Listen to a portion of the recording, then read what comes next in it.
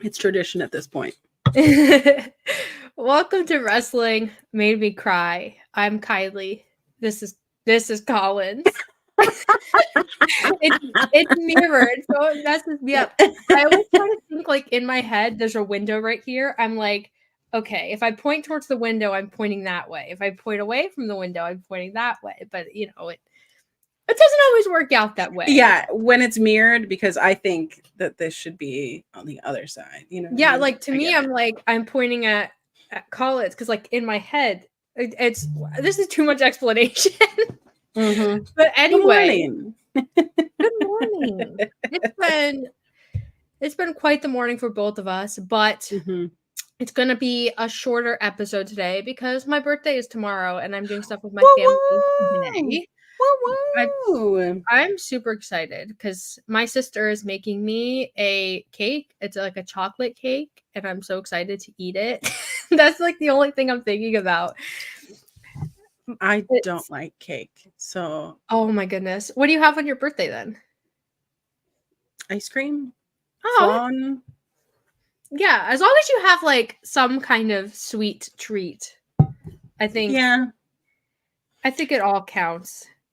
I'm just not like I'll eat a piece of chocolate, but I'm not like a sweet treat person, and I know that's probably gonna blow the internet's mind. I like that color green. Sorry, I got distracted. Yeah, I really like that color green. Thank you so much. Hey, happy birthday. Happy birthday. Kenny made me cry. I want to run through a wall and broke my heart on Wednesday. Oh my God. Let's talk about Kenny because that was the angle itself was really, really good. But if you're a Kenny Omega fan, an Elite fan, anything like that, I was really stressed. I was so stressed. While you were tweeting, I was like, has anyone checked on Kiley? And here we are. Quite a few people texted me to check on me because listen. Listen. By the way, obligatory, if you want your question, comment, or statement read on there, make sure to submit a super chat. We will read all of those. But I guess I'll just run down the angle in case anybody hasn't seen it. So AEW had announced that Kenny Omega was going to return to AEW after a long stint away because he had diverticulitis. They announced he's going to return at the Winnipeg show. So everybody's excited to see Kenny. He comes out in a suit, which was a red flag to me because like immediately I'm like, oh, this is official. Like this is that he's not in gear. Or like a t-shirt and shorts, like he normally him in shorts makes everyone thirsty. Can we? He had to cover up the calves, yeah, because it's serious business. So he gets on the mic and he's talking like it's serious business, and I immediately start thinking, oh my God, Kenny Omega's retiring. Retire. Yeah. I'm like, this is it. Like this is the end of everything. But he does kind of lean into that. He teases a little bit, but basically he says, well, I guess like I almost died because, this diverticulitis, this issue in my organs. But, I'm here. And it was low-key one of the most terrifying segments of my life, wrestling segments of my life. Okay, I feel like we should have had a blood pressure cuff on you. I've considered getting, people like they stream video games or things like that, and they wear like a pulse monitor. I thought about because like they play scary games and like that's fun for the audience to see when their pulse spikes and stuff like that. That's fun. Well, I don't watch that, but I know people. I don't either. So I don't know. Well, I'm genuinely asking. I know that Austin Creed, Xavier Woods for WWE's like Up Up Down Down channel. I don't know if he wore on Up Up Down Down or if he just did it when he was streaming, but he used to wear one. I don't know, but some people that is appealing to know the vital signs of the streamer you're watching. Yeah. But anyway, Kenny's like cutting this promo. It's super emotional. Whatever. Okada comes out. Predictable. Kenny basically says, in a few months, Okada, I'm gonna come for you. Like maybe we can run this back. Which in a few months, all in at Wembley Stadium. Just saying, throwing it out there. And then of course Kenny Omega gets absolutely assaulted by the Elite. Kenny had said in his promo, like if he receives any trauma to his internal organs, he might have to have that surgery. That like, I'm not a doctor. A colostomy bag, all of that. There's a colostomy bag. There's like his body would be destroyed. He might have to quit wrestling. All that stuff. And of course, the Elite punch him in the gut, and he gets stretchered out after being saved by FTR. A choice. It was the angle itself was really great. And I think AEW did a really great job with bringing Kenny back, but like, I don't know if he's going to be a GM Kenny or if he's going to be like just a figure around, or I don't know, because Tony Khan is out because he was assaulted by the Elite and the Elite took over his show. But I said this last week. Now it's going to sound like I'm a hater. I said this last week. I'm not the biggest fan of authority figures in wrestling. And I think that like Kenny Omega being an authority figure, because he did talk about like, oh, I'm an EVP too, whatever. Like he's still outvoted. So I'm not right. I'm not sure like where they're gonna go with that. But yeah. But like, what did you think about Kenny Omega? One, his speech, the angle, and then like everything around it. Oh, what did I think about Kenny Omega? So I love that they waited until the very last part of the entire show, right? We went through the entire Dynamite card, which I thought Dynamite this week was pretty great. You know, being in Winnipeg, which our friend SJ was there just to boo Jericho, which I oh, SJ was here. Yeah, I was going to say hi, but I forgot. Absolutely. But I knew that they were going to wait until the very end for Kenny Omega to come out. They kept talking about all the show, and it was just so beautiful and so wonderful to experience while sitting there on my couch. I wasn't there, and you know, I'll be there in a couple weeks, but I definitely was like, oh God, he's going to retire. The suit, everything was just very, I'm going to retire. And I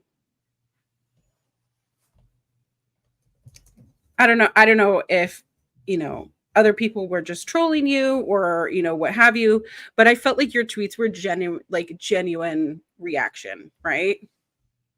Yeah. And it was like a genuine feeling. And when he did get beat up, and then they took it a step further as it bled into Rampage.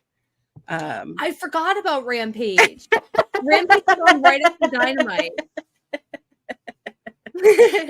Yeah. It was. I don't mean to cut you off, but it was. No, you can cut me off. That's fine. I didn't expect Kenny Omega to be back so soon. One, because I'm not a doctor, so I'm not entirely sure. But what people had said about diverticulitis was that it was a really, really serious thing, and for some athletes, it's like career ending. And so, I thought this was going to be a much longer thing. And then when he did come back, I fully expected him to be involved with the Elite. I didn't know that he'd be against the Elite, but with FTR being, you know, saving Kenny and then walking with Kenny on the stretcher and, you know, being part of the angle, it's definitely, I think, clear as day now that it's going to be team AEW, team, you know, whatever.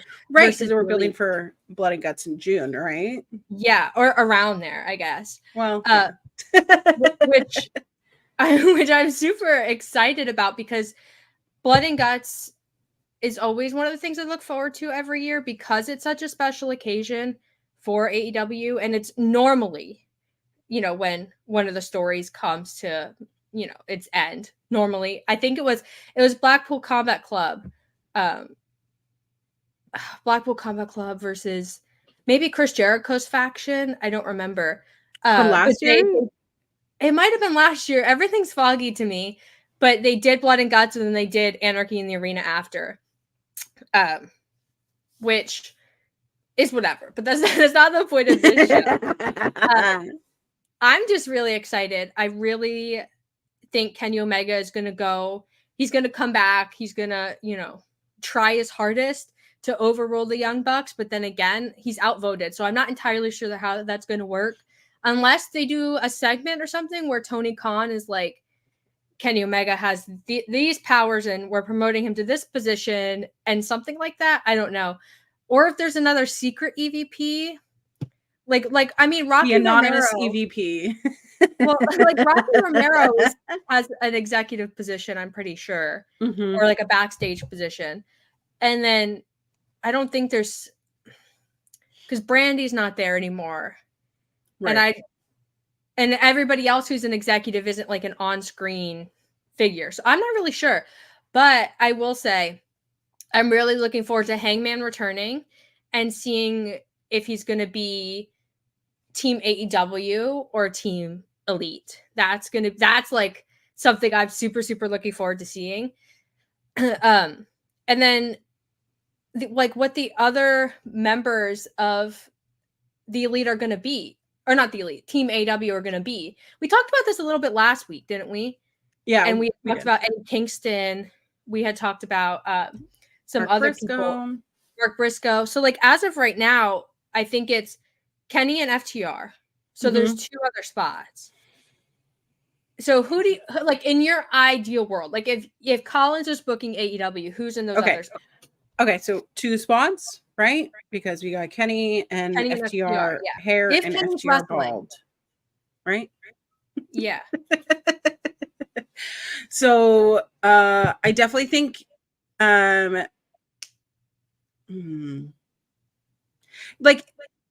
it would be too early for Kota Ibushi to come back. Way too early, because I think he's still learning how to walk again, right?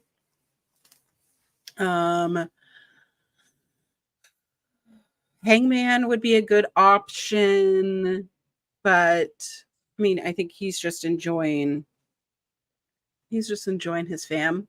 I'm thinking, right? Because he's not injured. Correct. I have to think about who's all these injured. There's so many injuries in AEW that I'm like, oh, but they can't because they're out for 18 months. Right. And I'm thinking of current feuds, because an obvious thing that I would think would be Adam Copeland, because he's a good guy, but right now he's tangled up with the Blackpool Combat Club. There's something going on with misting and all of that stuff. So I don't know. And people have rumored about Motor City Machine Guns coming in, which would be the last 2 spots. But would you want Mike 2 tag teams? Yeah. See, Mike, you and I are right here. Yeah. But I'm trying to think, would you put 2 tag teams with Kenny Omega, or would you just do an Eddie Kingston, Mark Briscoe, which Mark Briscoe would be the Tasmanian Devil in that steel structure. But I'm just thinking of who could withstand that sort of violence, but also be a good guy, because we know that Moxley is not really a good guy these days. I know that Brian Danielson is going to be out for however long he wants to be out. Just as long as he still wrestles and is still alive, and walking. But I don't think that BCC would come for Kenny's aid at this point. But Yeah, and well, it's weird because like I didn't think FTR would come to Kenny's aid either, but I guess it's the enemy of my enemy is my this is my friend. friend. Yeah. Or Yeah. because it's either so it's the enemy of my enemy is my friend, but I also think for FTR, at least the way that they've, talked about it, it's very much we're in a fight for AEW Right. situation. And like supporting Kenny means supporting AEW. Because if Kenny is, ruled out and he's, so injured he can't be an EVP or like do that kind of stuff, then the Young Bucks get whatever they want. Because at the beginning of Dynamite, Tony Khan zoomed or teams or whatever AEW has into Dynamite, and the Young Bucks were in the control booth and like shut it down and took control of the show. So Kenny is like the only guy really standing between the Young Bucks' complete takeover of AEW. So speaking of Danielson, I wanted to show because we were talking about it last week. Sick. Oh my gosh. It's like a Revolution exclusive, and it's like his gear from Revolution, and like it's so cool. And then also I found what this is his one hair in it? He has like super long Justin Bieber hair. Do you like the braids that he's been rocking lately? Actually, I do. I do too. I think they look nice on him, and also it reminds me of like back when I was a kid and I would do like martial arts, and you would have to braid your hair back like that, and it's just right. It gives him it's just such a small thing that I think gives him so much more like credence as an athlete. But then I also got I haven't found Penta ever, so I got this Penta. Oh my god! It's a little bit. I think it's 2022 Penta when he was all spooky and scary. Penta Oscuro, but they like did all. Oh, okay. There's a lot of details in that figure, but back to Kenny Omega. Team AW, Kenny and FTR, if Kenny can wrestle, like the way that he said in a few months to Okada makes me think that maybe Kenny's not wrestling and he's going to be special guest referee or something goofy and hokey like that. So maybe FTR, I think Eddie. And I think Eddie will be like so funny because he's going to come in, he's going to try to coexist with these guys, but make sure they know that he's only there for AEW. He's not there to be friends. And I don't know. Maybe like Samoa Joe. Oh, like that. Samoa Joe is on like everybody's favorite wrestler list right now. So yeah, it would be cool, like for my elite heart, if it was Dark Order, because then Dark Order would be opposite Hangman again, which I love that story so much. I know, I love that storyline too. But I don't know. There's like so many ways they could go with it. My head is spinning. I like Adam Copeland. I don't like Adam Copeland doing stuff with the House of Black. You don't? How come? I mean, I know we're here to talk about things that made us cry, made us happy, all the things, but this iteration of the House of Black, for me, the House of Black minus Julia is a lesser unit, simply because Julia, I thought, really like on her own superseded her popularity than where she was like integrated in the House of Black. And so now, to me, when I think of the House of Black, I think of Julia and Brody. And that's not a knock on Malachi or Buddy. It's just that I think that Julia and Brody are so much better at doing the spooky stuff. And it's because they don't do the misting every day. Like every time we see Malachi, he's doing the misting. And cool. Like, but also now, Jonathan Gresham is doing Venom, and like everybody's doing misting now. So like, it's not cool. Yo, his new gear is so good. It is. Balor Club guys, follow on Twitter. When do we think Blood and Guts takes place and where? I think after Forbidden Door, probably. Right. Because after Forbidden Door, then you have July and August until All In. So it'd be a good way to build, Kenny Okada or like whatever. Forbidden Door is on the 30th of June in New York. Yeah. So the only thing that is confirmed for July places would be Chicago. That's good. We have Calgary, Alberta, Canada. Okay, Adam Copeland. And that's it for July. Those are the only. I like this. All Out have it anchor the All Out pay-per-view coming out of All In. That might be good because All Out does kind of fade to the background with All In, which they need to address that. They need to figure out a better way because back-to-back pay-per-views with only like realistically one episode of TV in between is ridiculous. It's just not good. It didn't work last year. It's not going to work this year. But if you could move Blood and Guts from a TV special to All Out or like one of these other pay-per-views that they've added or will continue to add, I think it'd be great. I would love if this story carried them through the summer.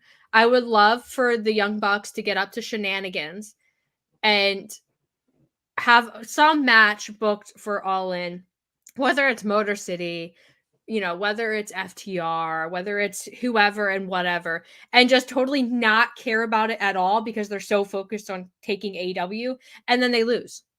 That's what I want. I want the Young Bucks to be sour and bratty.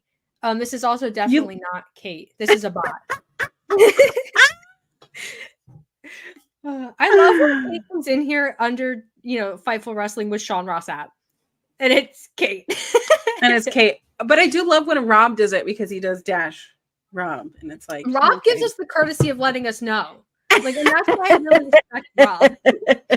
Rob is one of the nicest people in the world. Every time there's even like an inkling that something is wrong with me, Rob is there in my DMs, like, hi. It's the best. Kate and I, though, we are proud haters together, so it's okay. Okay, well, but when do you think Blood and Guts should take place? Early summer, late summer, fall, when? And pay-per-view or TV? Oh, those are a lot of questions, and I was not prepared to answer these yet. Okay, I do think that it's a great idea, and it's hard because I can't come into this unbiased because I just want Blood and Guts every single week. I want my violence with my wrestling. I don't know. Every match should be Blood and Guts. Sicko over here, but if we are thinking storyline wise where it would lead, because All In, I mean, I think that we understand last year's All In to All Out was a little bit outside of the confines of actual wrestling and more backstage politics, but having it be like a specific stipulation or specific earmark for something rather than having it during the lull during the summertime. That's the thing. Your lull between your Forbidden Door to All In, like July and August, you have to build things. And yes, we do have a Ring of Honor pay-per-view that is usually in July. But I have my feelings about Ring of Honor right now as I do a post show every Thursday over at OLE Podcasts. Subscribe. We hang out and talk about Ring of Honor, which if you watch Ring of Honor week to week, it's a little bit exciting. But I think that there should be some sort of emphasis on that July pay-per-view because Supercard of Honor felt very rushed, so to speak, because it was Mania weekend. So we were just trying to pump in all the things and champions who haven't been on shows and where the hell is Wheeler Yuta? But I don't know. I think the summer of Ring of Honor should be the tune that we play. And when I say Ring of Honor, I mean just women's wrestling because that's only been like heavily featured on Ring of Honor. So yeah. And listen, I'm not mad about that because if there's more opportunities for women to get good matches and, good stories and all that kind of stuff, then more women succeed in wrestling. Absolutely. So, I'm not that mad about it, but I do think that one, Ring of Honor needs its own directive focus, and I think Tony needs to hand it off fully and completely to someone else. Me, Kate, Yeah, Kyle K. Sparks, just get a committee. Kimmy, Kylie, let's go. Well, yeah, hire us all. Hire us all. We will take care of Ring of Honor for you while you're out with your broken neck. Yeah.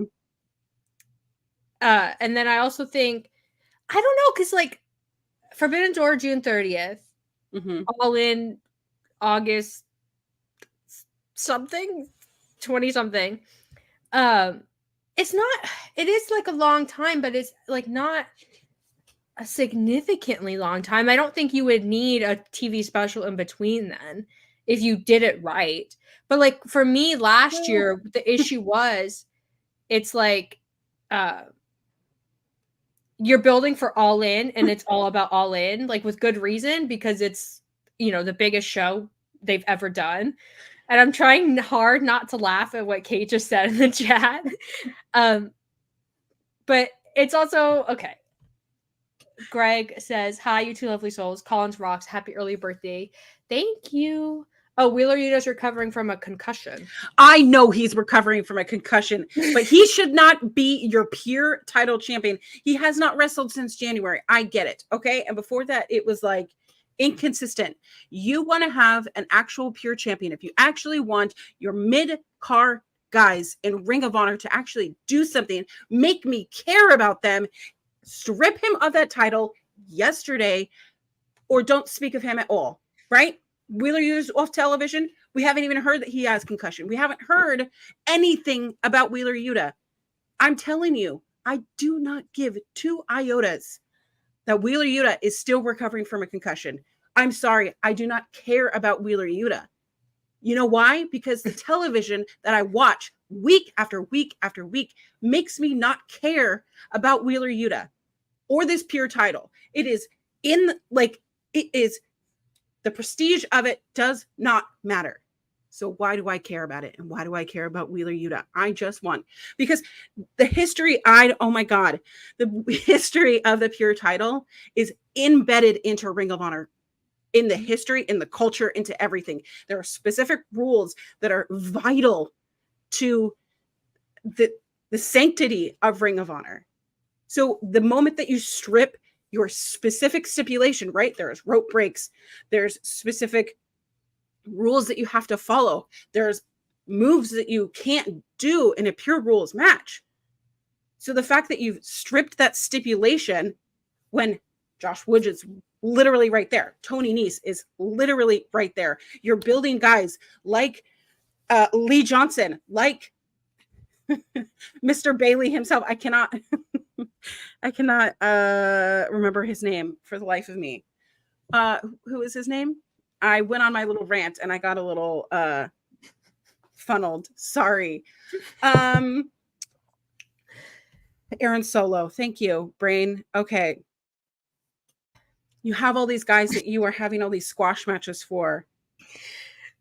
And now there's nothing for them to contend for. I'm sorry. Mr. Bailey himself. Have I cried about this on a lot of nights? Yeah, because I know what Ring of Honor used to be. The prestige of these. If you're going to have all these champions, make them mean something and make me care about them. I think for Ring of Honor, and I think Simon in the chat like hits the nail on the head here. The Ring of Honor belts, they don't mean a whole, except for Athena. The other belts don't mean a whole lot because they're just props for AEW. Right. Like, even, you know, Bullet Club Gold now holding what is supposed to be a unified title, which is apparently just them holding both titles at the same time. And they're just always going to be 2 because there's still 2 belts. And for whatever reason, they're still holding the pink ones. Right. But where are the other ones? Where are the other ones? And where are the other ones? No. Get them gold belts. Hello. Did you not see the boys this week? The Bang Bang Gang with I'll show you the picture in a second. Did you not see how Jay White was holding all 3 belts? Oh, I did on Rampage. Is that Rampage? I don't even know what television shows are anymore. I think Jay White opened Rampage. I think. I was still in my haze about Kenny Omega, so yeah, it's all a blur. Listen back to that. Though, I did think it was really cool that they cut Dynamite with Kenny Omega like dying in the ring. Right. And then they open Rampage with Kenny Omega still in the ring. Like that seamless transition. But I will say, I do not want a 3-hour Dynamite. And if this is WWE experimenting with a 3-hour Dynamite, knock it out. Put it in the trash. Get out of here. A 3-hour I actually liked it. So a 3-hour collision? Yeah. But Wednesday night, you want me to stay up till 11 p.m.? I gotta be up at 6 the next day. Okay, I forget that you're one of those people. Sorry. What's that supposed to mean? Are you talking about my time zone, or is this like? Yeah. Okay. What do you? Am I questioning your character about getting up at 6 a.m.? Yeah, I was like, but I did like that little transition they did into Rampage. Stop making fun of me for being in the Eastern time zone. I bet all of you in this chat are in the Eastern or Central. Can't relate. The vast majority of people in the U.S. are Eastern time zoners. Wait a minute. What? Yeah. What are you talking about? Most Americans live on the East Coast. What? Yes. They live in like the eastern half of the United States. What? Yes. I mean, what? I mean, you can look it up. Yeah, see? Kate's an Eastern time zoner. Ballard Club guy's an Eastern time zoner. We don't want 3-hour Dynamite. 47% of the population lives in the Eastern time zone. Yeah. Only 16% of the people live in the Pacific time zone. Yeah. The remaining 20. Here's the wonderful part. The other 29.1% live in everything else. No, that's not the correct. Other one. Central. 29 Mountain. Central, which is like your Central Midwest. probably has a lot because Central has Chicago. Yeah. Like that line. But like those states in the West, like so many of them are so underpopulated that there's no one there. Yeah, no 3-hour Dynamite. Let's start a petition. If they ever announce that Dynamite's moving to 3 hours, we need to mobilize. We can't. It's good for Collins because Collins is 3 hours behind all of us. That's true. It starts at like 5 p.m. Oh, that's right? The dream. That is the dream. I am making dinner. Mm-hmm.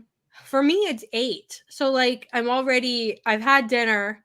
I've, done my skincare, done all that kind of stuff. And then I'm just sitting from 8 to 10 p.m. every Wednesday. Here's the thing. It starts at 5 p.m. I have DVR.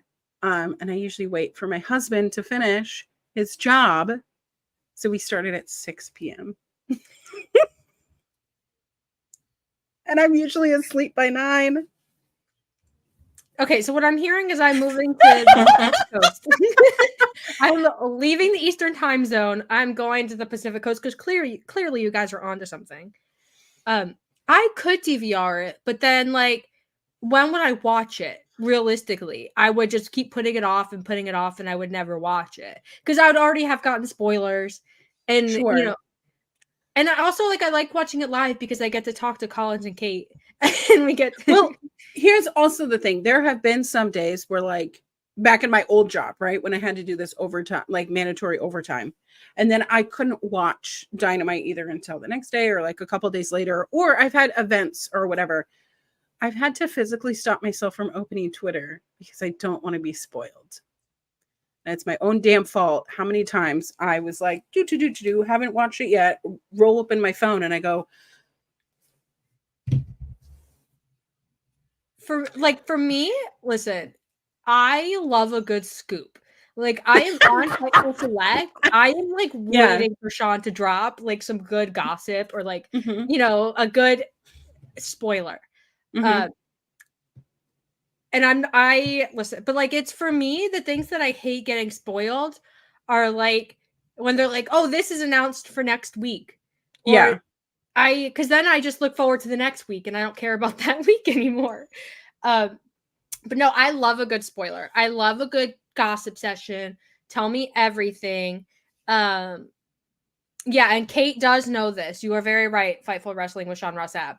Kate does know that I love that. I just sit on Fightful Select. Like I log in to Patreon and I'm like, what did Sean say today? And subscribe to Fightful Select, by the way, $5. Yeah. There's lots of good stories on there currently, right now. Lots of good stories that were dropped yesterday. So go see them. I love that. But yeah, 3-hour Dynamite, 3-hour Collision was fun. I will say I did enjoy that because my Saturday nights, I don't have to be up on Sunday. I got nothing to do until noon, so it's fine. But yeah, Kenny Omega being back, I'm not interested in general manager Kenny Omega. If it's done like WWE style, I will say the only authority figure I ever liked in WWE was Teddy Long, because it was so funny when he would come out and be like, and stop the match and be like, wait a minute. Yeah. Now he has me blocked on Twitter. Okay, he has everybody blocked on Twitter. Remember he unblock me, Teddy. Oh my Everyone was saying Teddy blocked me. What the heck? I was like, there's no way Teddy blocked me. Teddy blocked me. I have no idea how long I bet he had me. I'm sure that he went to Mega Block or whatever and was like, I don't know what I'm doing. You can set it to like, it's just this is like weird tech talk, but you can set the parameters of like people who do this, people who follow this person, like if you pay for the good services. No but thanks. I'm a free trial. When my email got leaked and I got signed up for every government newsletter, I just made a new email because I was not paying for something to mass unsubscribe from all these things. So I just made a new one. We're just abandoning that. Nope. And now Google Drive sends me, because it was a Gmail, they send me like, you're out of storage. You're not going to receive any more emails. And I'm like, good. I don't want any more. Thank you. I don't need to know the status of every elevator in the country. I don't. Asian Joe says, where's the petition to get Will Washington to be the on-screen GM? I would love that. That is I love Will Washington. So cool. Will Washington, Fightful alumni, great human being. Great human, very kind. Adam Pearce blocked everyone. Am I blocked by Adam Pearce? Let's see. I'm not. So I don't know. You probably deserved it. Oh, I'm not. Yeah, I'm not. Well, Mike, sounds like it was just you. Sounds like a you problem. I don't know. What? Maybe it sounds like a you problem, Mike. Yeah. Not you. I'm blocked by my fair share of people, but Fightful Wrestling with Sean Ross Sapp is blocked. Oh, no. Okay. But let's talk about Jade and Bianca. Okay, can we just talk about Backlash in a whole? Being in France. Hello. French people love wrestling. That's what I learned. It wasn't even just like the Backlash show. It was like the press conferences and like all that kind of stuff leading up to it. They were super into it. And it's because some French people were saying on Twitter, it's because like they've never had a big wrestling show like that. Oh. And so they went all in on it, and like they were so excited. The tickets were really expensive though. I think it was Brandon Thurston made an estimate because they had announced that the gate was X amount of dollars. I don't remember, but there was only like 12,000 people there. So the math, it was like $200 or $300 US dollars per ticket.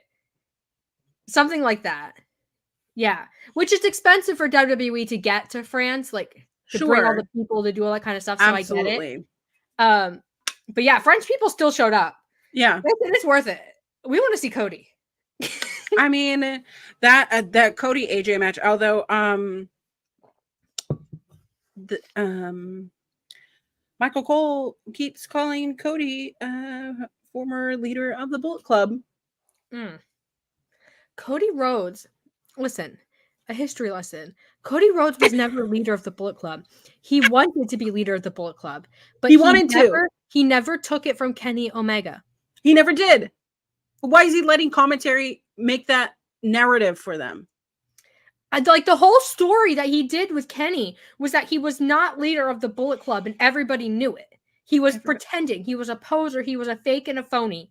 That was the whole story. And he was trying to get the Young Bucks on his side. And they didn't side with him. They sided with Kenny. That was the whole story. That was the whole story. The whole point. WWE is just rewriting Bullet Club history. Mm-hmm. When listen, if it was Finn Balor versus AJ, yes. 2 Bullet Club leaders. You could have even said Bullet Club members. Because Cody was in the Bullet Club. Right. Fine. Michael Cole, do you watch New Japan? You know he doesn't. Do you think he does? Do you think a WWE commentator has time to do that?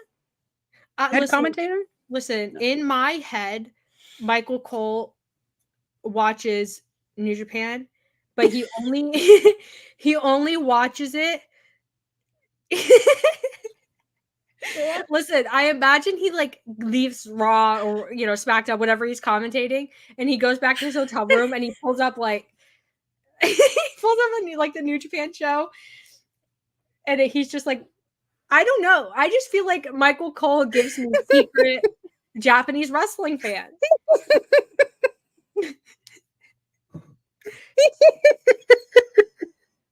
Listen, you don't get that vibe from him. The Asian Joe says Michael Cole watches Bluey in his free time. Why Bluey? I love that that's what you went with. Michael Cole watches New Japan. Yeah, I 100% believe it. And it's why he was so excited when they could say Bullet Club again. And that's why he says it all the time. Because he's like, wrestler. I know what the Bullet Club is. Uh-huh. Sorry. That's what I think. I think that there are a lot of people in WWE, probably like people you would least expect, who watch New Japan, who watch AEW, who watch CMLL because they're wrestling fans. Mm-hmm. And I think it's really hard when you're in a promotion. I mean, wrestlers, they don't count. Everybody else, it's really hard to like, when you're on the business side, to watch the promotion that you work for in a fun capacity. Yeah. So listen, I think that they watch other promotions. I think that's logical. Lauren said that, Michael Cole next week. Cody, the creator and only member of the Bullet Club. I would love if, listen, when Cody was in AEW and people were wanting him to turn heel, I thought it would have been so funny if Cody did a gimmick where he's like, I'm the creator of all of this. I made the Bullet Club. I made All In. I made AEW. But he didn't do it. So whatever, Cody. But listen, Backlash, the French crowd, the vibes, it was so great.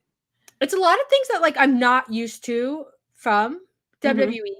Right. And I'm not a big WWE fan, and I think anybody who knows me can attest to that. I just, but I do love this kind of, I don't know what I'm searching for, but like getting WWE to places where fans haven't had it before or haven't had a lot of wrestling before. Right. Because I think being in a live wrestling crowd is something everybody should experience. I think there's like nothing like it. So this crowd was definitely taking advantage of it. And I like that they were chanting things in French. Yeah, I didn't know what they were saying, but I was like, yes. I'm like, I don't speak French, but you know what? Go off. And I think that they were really, really appreciative of it. But definitely my favorite match was the women's tag match. However, starting off with the Bloodline versus Kevin Owens and Randy Orton, and having another brother come in, Tongaloa, and now like I posted a tweet that I was like, another brother, like as in like I was like, oh my god, another brother, because we all know that Chica Fatu's coming in, which is brother to the Usos, but I'm like, another brother? Why are they all so hot? Like they're all such fine men. You know what I mean? Yeah. it's kind of like, I get why they're doing it because they're expanding the, the bloodline. And, these are people who are like not exactly related, but related enough. But Tama Tonga and Tongaloa, they're older. Fine. Yeah. They're older. They're older. They're good looking. I just don't know how many pieces you need for the bloodline. If you're hiring people specifically to fill up the bloodline, what do you do with them after? Are all these people going to wrestle Cody? Yeah, they are. Absolutely. Because Cody has nothing right now.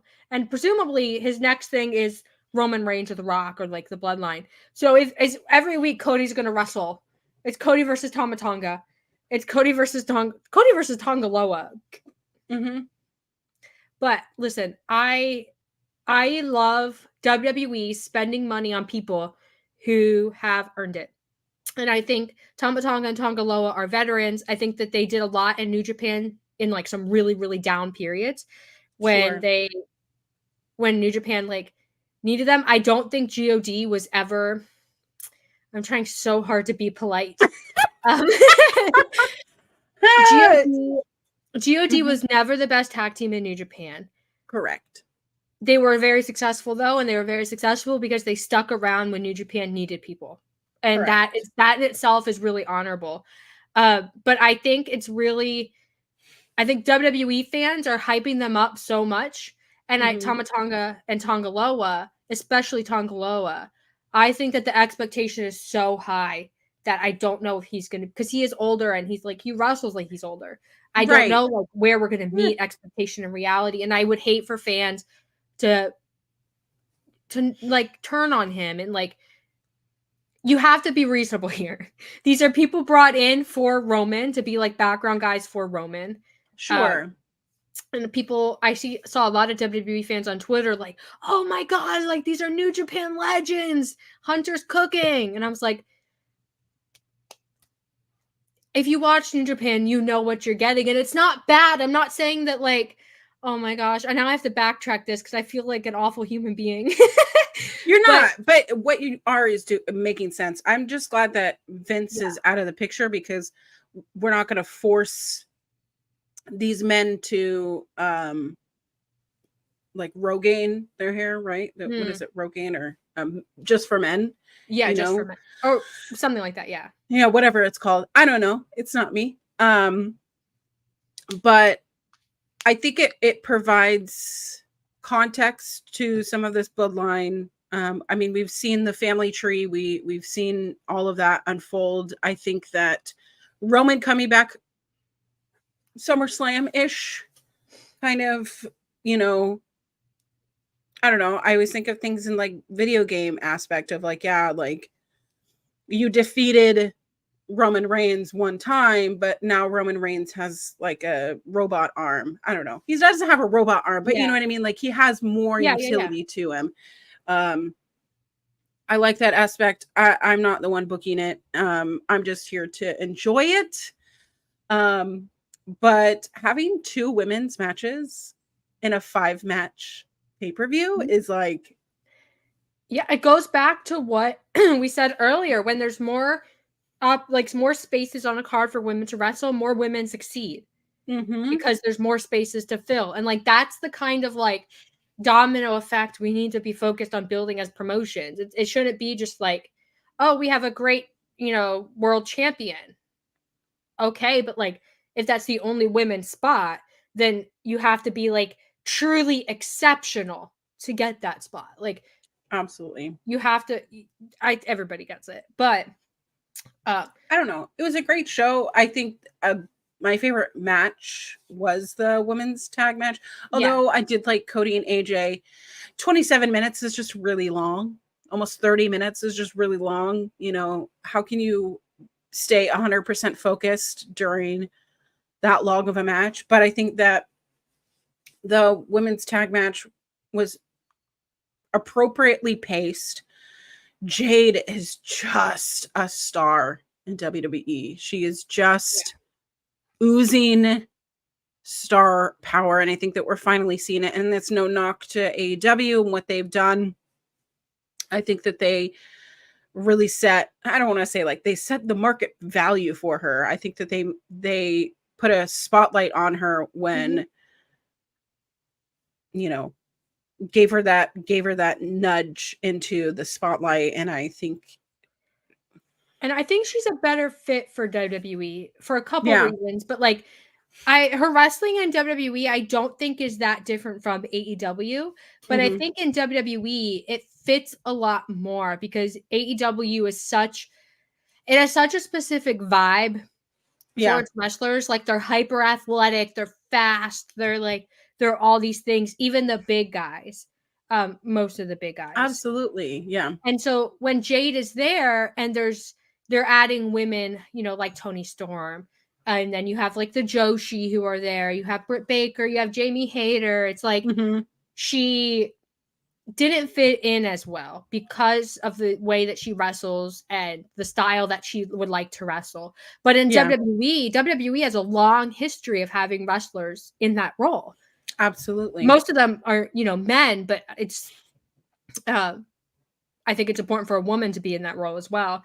And I think Jade fits better there because the presentation does wonders for her, and being like a physical spectacle, it works better in WWE than it works. AEW. You're right. Exactly. Yeah.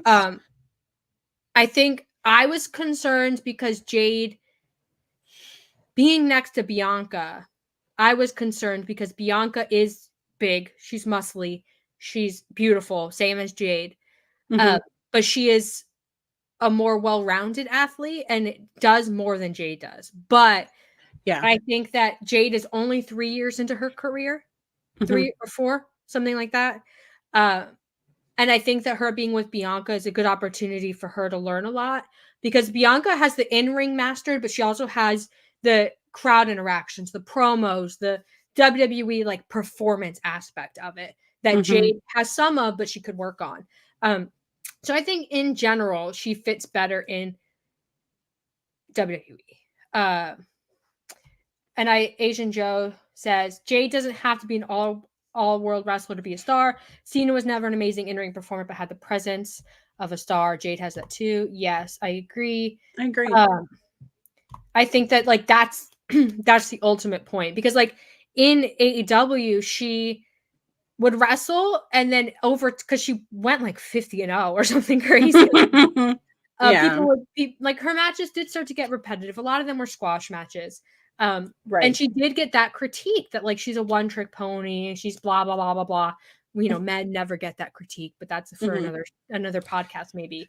But it works a lot better in WWE because I think that is like the style WWE.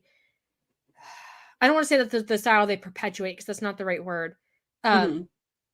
They capitalize on it better than AEW does. I agree. It is a better fit, and I agree. It's a better production value, a better exposure. But all in all, I think it's a good fit. But I really enjoy that. She's been there since January. She debuted at the Royal Rumble. Yes, and then now she has a belt, right? We're only 5 months in. She's got, it's not the main singles, but that's kind of how you shoe yourself into it. I think that Bianca and Jade look like absolute printed money together. Them in red was just fire, absolute fire. And it's just a piece of what's to come, which makes me excited to watch the women's division. I'm excited to watch the women's tag division. Which I never thought I would say 2 years ago. But I'm excited to watch it. But I also really liked the other women's match. Bayley and Naomi. I keep wanting to call her Trinity.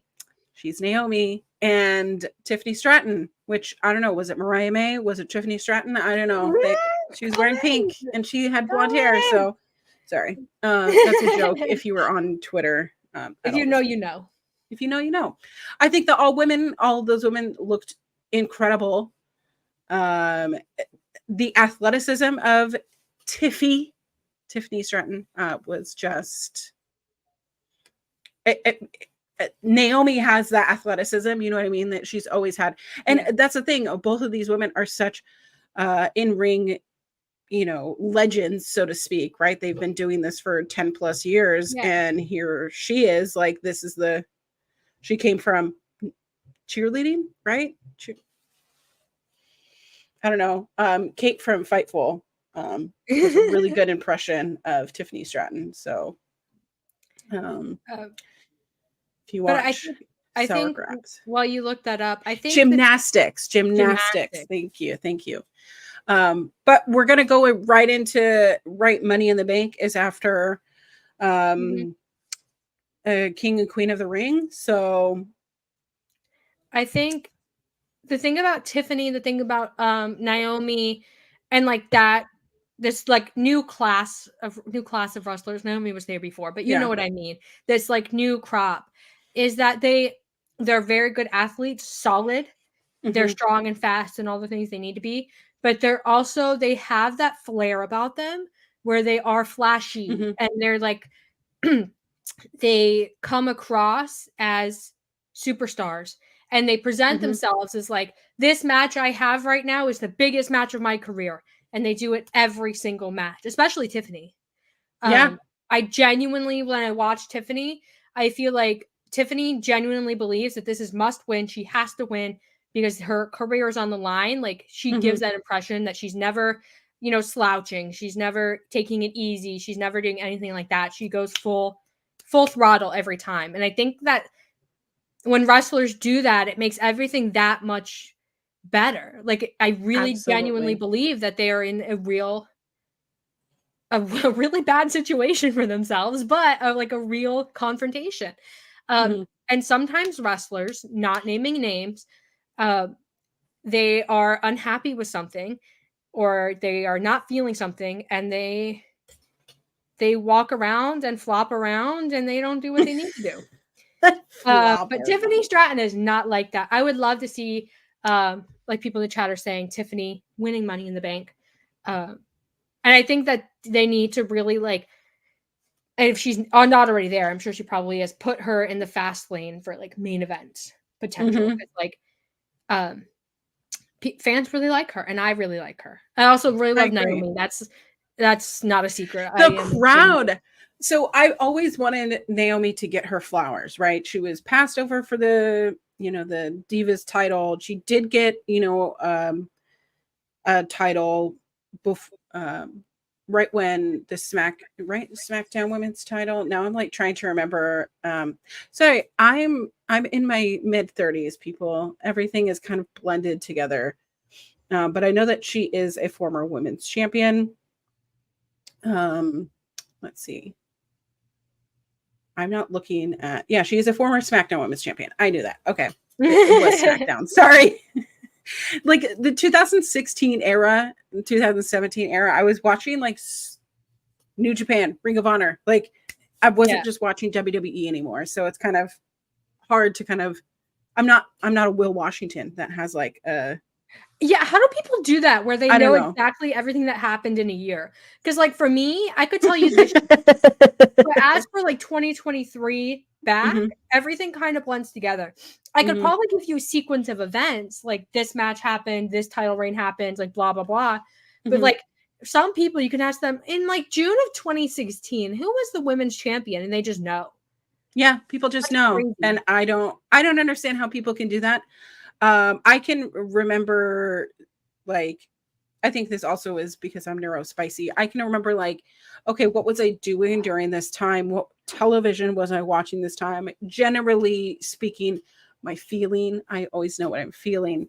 But yeah, people like Will Washington, people like Kyle K. Sparks, if you ever get to talking with them, they know exactly venues, times, places, who was champion, and I'm in awe of it. It makes me feel like I think also I catch myself still telling people that I'm 29.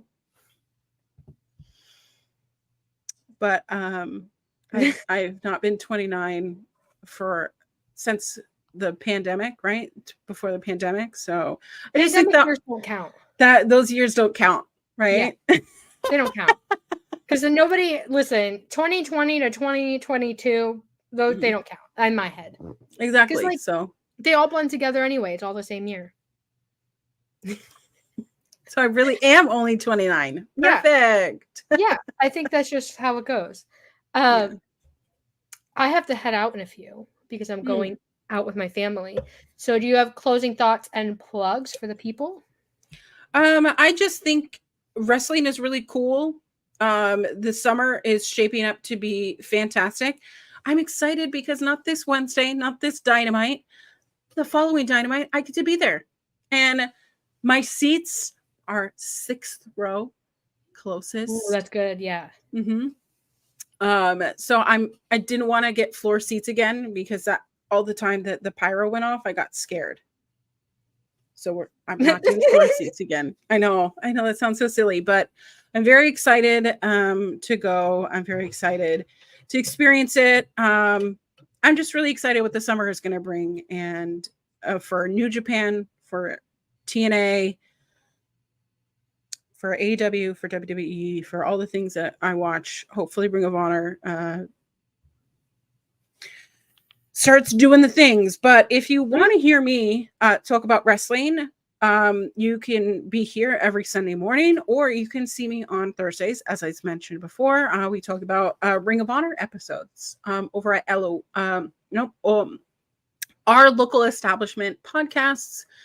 The links are always in my bio. If you follow me on Twitter, Instagram, TikTok, whatever, that's where I'm hanging out. I'm also streaming more, which is like so crazy. I've been playing The Sims 4, just chatting. Yesterday we were doing some I don't know, we were watching the pay-per-view yesterday for Backlash, and I was just chatting with all of you. So be sure to follow me on Twitter when I go live. You can hang out. It's kind of like a podcast format. So I'm just hanging around and having a good time while doing it, and living my life. Doing the thing. You can follow, or my final thoughts are, I'm also super excited for the summer, super excited for Kenny Omega. And yeah, I think that's all I have to say. That's all I have to say. But also, congratulations on your first year of your PhD. Yeah, guys, I finished my first year of my PhD, and tomorrow's my birthday. Listen, I love having early May birthdays because it means like the first weekend after I finish the semester is my birthday weekend too. So it's like double celebration time. I love it. I love it. 3 more years on this PhD, guys. I don't get there. You can follow me on Twitter for more updates about my PhD at Kiley Wrestling. I also post about mainly AW and New Japan, but some WWE. I do it for the people. This is Wrestling Made Me Cry every Sunday at noon.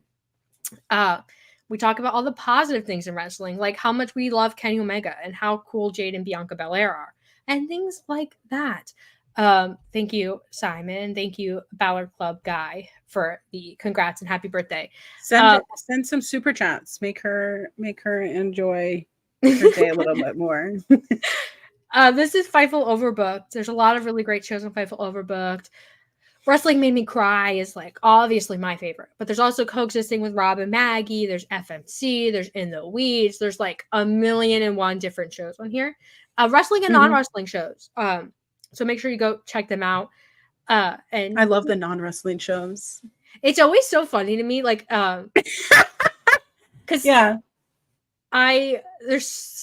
it's so weird to like Jeremy, for example, like to see Jeremy do a podcast that's not about wrestling, and it's Taylor Swift, The OC, and it's weird Love Island. Every time I talk to Jeremy, we never talk about wrestling. We talk about Taylor Swift. We talk about like my life and like my schooling and all that kind of stuff. Also, thank you, Corey, for the happy birthday and congratulations. But go check out all those shows on Fightful Overbooked. And we will be live next Sunday at noon, same as always, to talk about the good life of wrestling. I agree. Love you. Happy Bye. wrestling.